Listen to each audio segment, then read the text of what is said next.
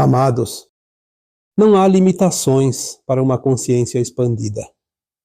Esta afirmação começa a fazer sentido agora, à medida que a humanidade vai se libertando das vibrações de um mundo de terceira dimensão.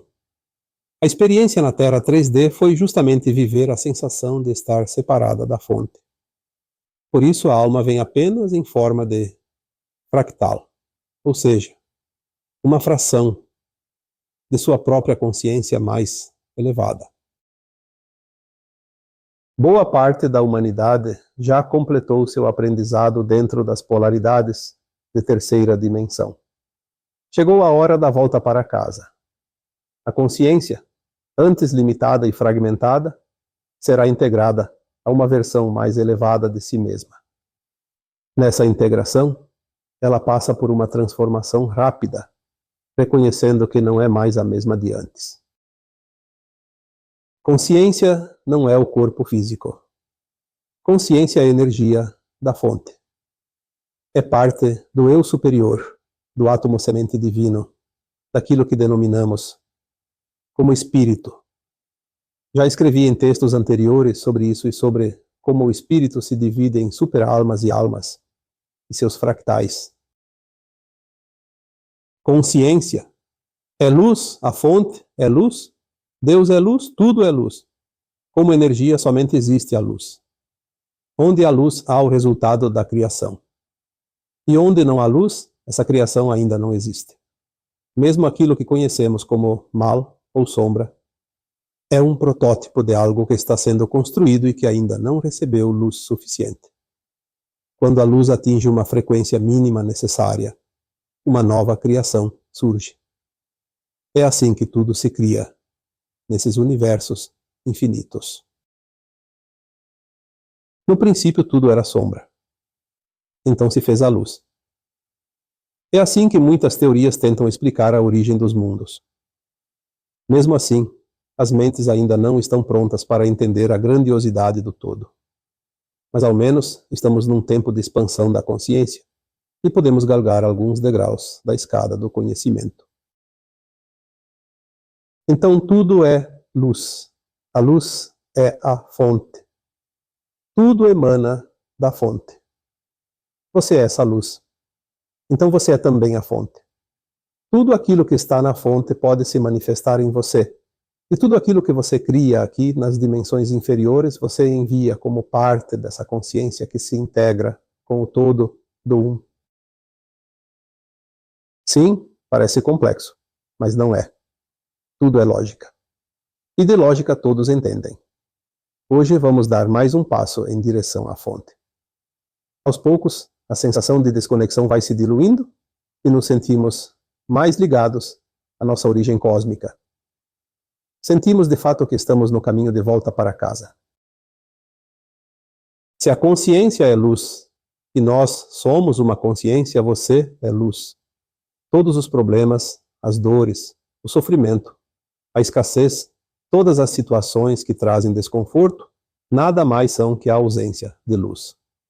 O reflexo dessa falta é sentido como um desconforto em nossos corpos densos, pois de outra forma não entenderíamos que ali está um ponto que precisa ser iluminado. A doença é a ausência de luz, a fome é a ausência de luz, a miséria, o crime, o roubo, o abuso, o medo, a lista é enorme. Mas todas as situações de sofrimento nada mais são que a ausência de luz. A necessidade da alma encarnada em iluminar tudo isso faz com que ela tenha um corpo frágil, que sente todos os sintomas onde há a ausência dessa luz. Agora vamos chegar ao ponto principal do tema de hoje. Você pode muito mais do que imagina. É chegada a hora de se libertar das crenças que tanto o limitam. Há uma mini fonte dentro de você. Aprenda a utilizá-la. Quando alguém lhe diz, não procure fora, procure dentro, é uma grande verdade. Não há nada lá fora que possa mais do que aquilo que já está nesta fonte interna. Há o suficiente para tudo e para todos lá dentro. E se assim é, nada lhe falta. Ilumine-se. Respire essa luz. Espalhe essa luz para todas as células do seu corpo. ao seu redor e para todas as direções. Abasteça-se com essa luz sempre, pois ela não é limitada. Envie-a para os animais, para as plantas, para os rios, para os mares, para onde sentir que deve enviar. Envie-a para as regiões onde há conflitos. Envie-a para as autoridades que ainda se comprazem. Na ausência da luz. Quando me pedem orientações sobre como auxiliar pessoas ou familiares que precisam, mas não aceitam ajuda, eu apenas digo: envie luz. Nada é mais poderoso que enviar luz. O amor é pura luz. Onde há luz, há abundância de tudo. Pois já disse aqui no início do texto que a luz é a própria fonte criadora de tudo o que há.